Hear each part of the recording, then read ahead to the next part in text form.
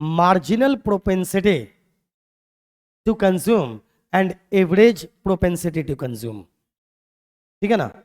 इसका रिलेशन कुछ इस तरह की बातें हैं। देखो कि जब हमारा इनकम बदलता है, एक बात समझिए पहले आसानी से, आपका इनकम जितना होता है उसी के हिसाब से आपका खर्च भी होता है, और उसी अकॉर्डिंगली आप सेव भी करते हैं, सेविंग भी करते हैं। एक आदमी 1 लाख कमाता है, 70,000 खर्च कर देता है, 30,000 बचा लेता है। लेकिन एक बात पर ध्यान दो, एक आदमी, इस थ्योरी को पहले समझ लीजिए, उसके बाद बाकी चीजों पर आएंगे। तो आपको marginal propensity to consume, average propensity to consume and marginal propensity to save and average propensity to save, ये सारी चीजें 4 पॉइंट्स हैं, वो सभी समझ में आ जाएगा। एक कॉमन बात पहले मैं आपको बताता हूं। एक आदमी 1 महीने में 1 लाख कमाता है, ये इनकम है इसका, इनकम को वाई से डिनोट करता है, ठीक है ना। वो खर्च कर देता है, कंजम्पशन मान लो उसका 70,000 का है, तो सेविंग कितना कर लेगा वो? 30,000। एक नॉर्मल सी बात बता रहा हूं बस। एक आदमी कमाता कितना है, खर्च कितना कर दिया? कंजम्पशन। अर्निंग मतलब वाई, कमाया 1 लाख, सी मतलब कंजम्पशन, खर्च कितना कर दिया? 70,000। सेव कितना कर लिया? 30,000। अच्छा एक बात बताओ, अब एक आदमी की कमाई हो गई 1,20,000, तो क्या इसका खर्च में 20,000 बढ़ जाएगा क्या? नहीं। अगर इनकम बढ़ता है तो कंजम्पशन उतना नहीं बढ़ता है जितना कि इनकम बढ़ता है। एम आई राइट? यस या नो? हाँ, ये जरूरी नहीं कि बढ़ेगा, नहीं कुछ बढ़ाएगा, ये अपने लिविंग स्टैंडर्ड को थोड़ा हाई करना चाहेगा। जो घरेलू चीजें जिस ब्रांड का पहले यूज करता था, थोड़ा सा अच्छा ब्रांड यूज करना स्टार्ट कर देगा। कपड़ा वो नॉर्मल पहनता था, अब नॉन ब्रांड पहनता था, ब्रांड पहनने लग जाएगा। लेकिन इनकम इसका 20,000 बढ़ा है, तो जरूरी नहीं है कि इसका खर्च भी 20,000 बढ़ जाएगा। तो सपोज इसका इनकम बढ़ा 20,000, लेकिन इसने खर्च कितना बढ़ाया? 10,000।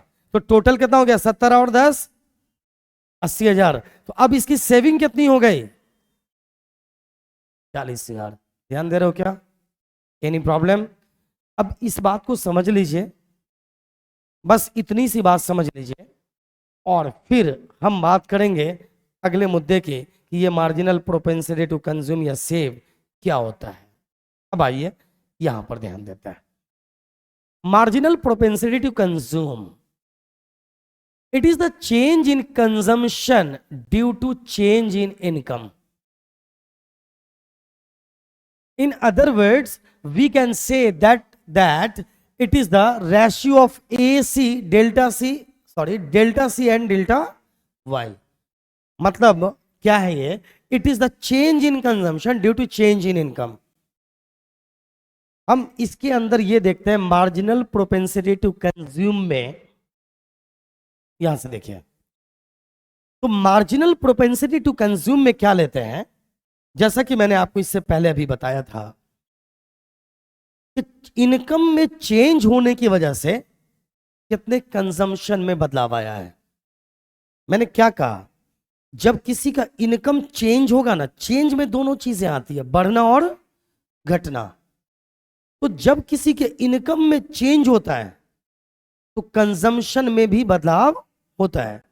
लेकिन ये जरूरी नहीं है, ये जरूरी नहीं है कि उसका कंजम्पशन उतना ही बदलेगा जितना कि उसका इनकम बदला है।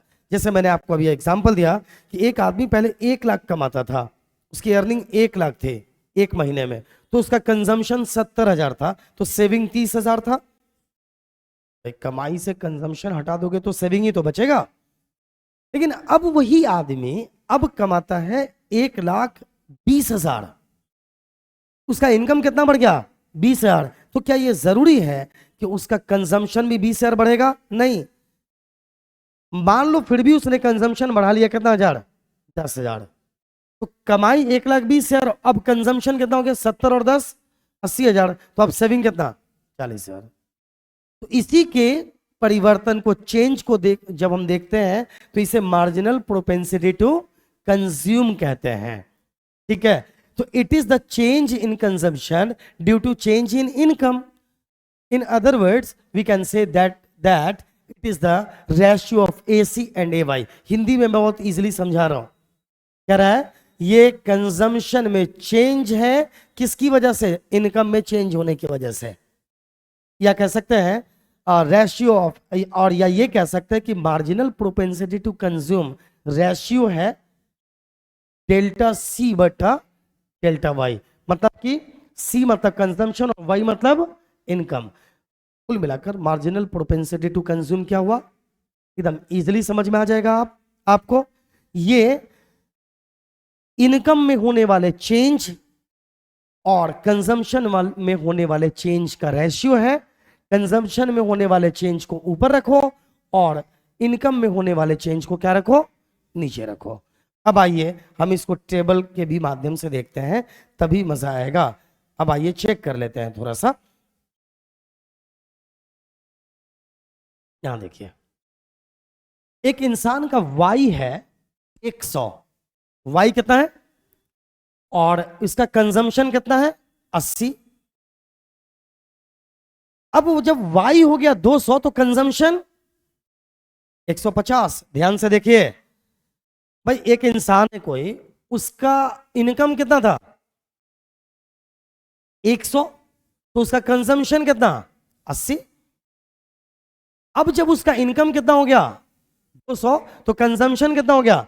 150। क्योंकि मैंने आपको अभी अभी कहा इनकम दोगुना होने पर कंजम्पशन दोगुना हो जाए जरूरी नहीं होता। तो बढ़ा है बट उस रेशियो में नहीं बढ़ा है। इसका इनकम 100 बढ़ा है तो इसका कंजम्पशन भी 100 बढ़ेगा, ऐसा नहीं है।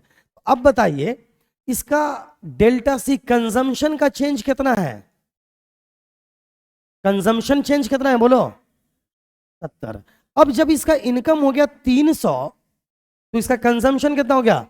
100। तो अब इसका कंजम्पशन का चेंज कितना है? 50। भाई इसका तो नहीं चेंज होगा ना, क्योंकि इससे पहले वाला का मालूम ही नहीं है, तो हम चेंज कैसे पता करेंगे? हम तो स्टार्ट ही यहीं से कर रहे हैं। 80 से 150 70 का चेंज, 150 से 150 का चेंज। अब आइए डेल्टा वाई चेक करते हैं।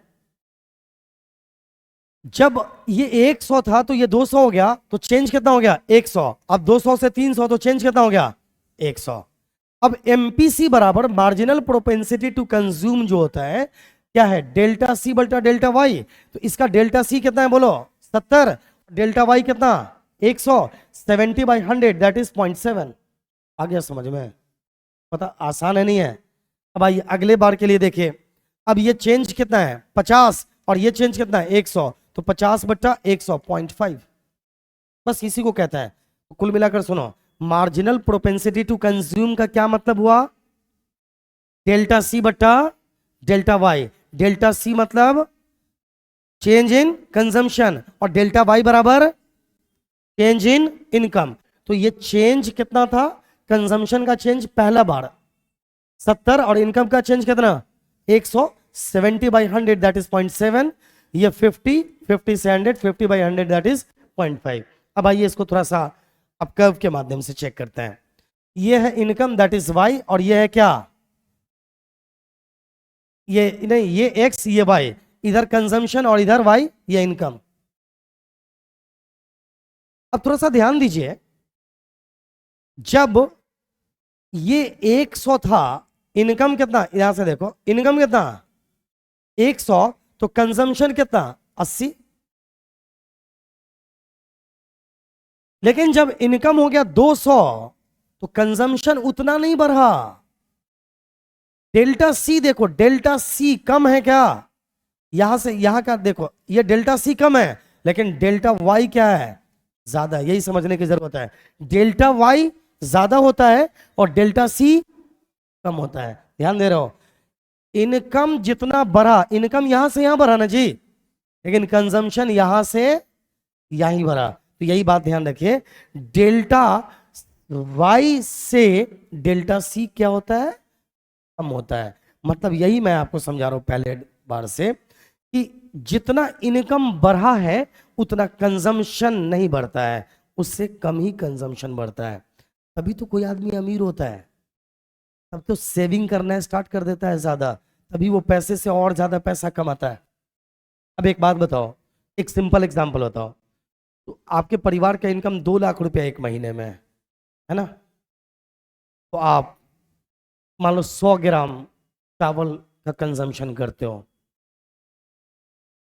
अब जैसे ही तुम्हारे परिवार का इनकम दोगुना हो जाएगा तो दोगुना चावल खाना स्टार्ट कर दोगे क्या? हाँ, चावल की क्वालिटी तुम बढ़ा सकते हो। तो ऐसा एजम्पशन होगा कि जिस आदमी का जितना इनकम बढ़ता है कंजम्पशन उतना नहीं बढ़ता है।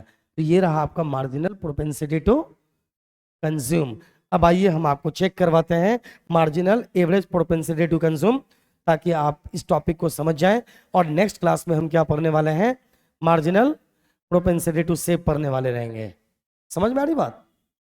अब आइए, एवरेज प्रोपेंसिटी टू कंज्यूम क्या होता है समझिए। It is the ratio of consumption and income. In other words, we can say that it is the ratio between the consumption expenditure and disposable income. मतलब APC बराबर C/Y, वहां change ले रहे थे, वहां पर क्या ले रहे थे? चेंज। यहां पर चेंज की बात नहीं है। अब देखिए, कंजम्पशन और इनकम लेना है सीधे सीधे, वहां पर क्या ले रहे थे? चेंज। और यहां पर चेंज नहीं लेना है, सीधी सीधी बात करना है। यहां पे चेक करिए, y 100 तो C कितना? 80। तो APC कितना? 80/100 0.8। y 200 तो C 150 तो 150/200। मतलब APC बराबर C/Y। और मार्जिनल प्रोपेंसिटी टू कंज्यूम में क्या था? डेल्टा C/डेल्टा Y था, याद है? अरे समझे? तो यहां पे डेल्टा ना आकर सीधे सीधे बात होनी है। अभी समझ में आई बात? यही है APC। मतलब फिर से कह रहा हूं, वाई यहां देखो, एरो देखो, वाई ज्यादा रहेगा और कंजम्पशन, इनकम ज्यादा कंजम्पशन कम। अब आइए, वही चीज यहां पे दिखाया जा रहा है, आप इसको चेक कर लीजिए।